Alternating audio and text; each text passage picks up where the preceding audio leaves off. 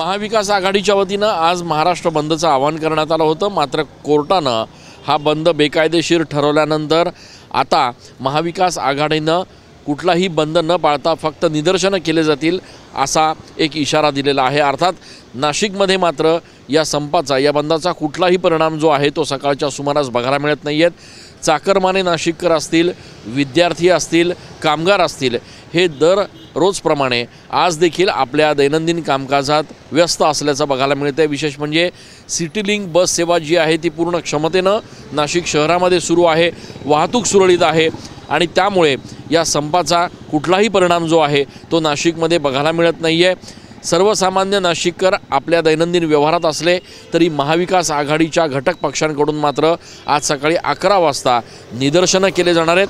ठाकरे गटाच्या कार्यालयाबाहेर ठाकरे गटाचे पदाधिकारी जे आहेत ते काळी पट्टी बांधून या ठिकाणी निदर्शनं करणार आहेत। तर त्याच पद्धतीचं निदर्शन जे आहे ते काँग्रेस कार्यकर्त्यांकडून देखील 11 वाजेच्या सुमारास केलं जाणार आहे।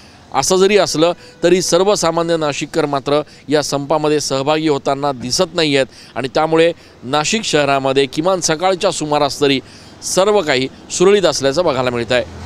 कॅमेरा पर्सन आकाश येवलेसह मी चंदन पूजाधिकारी TV9 मराठी।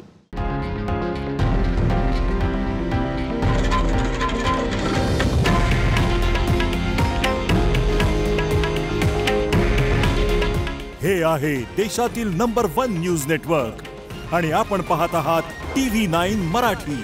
काळजी तुमची, हित महाराष्ट्राचं।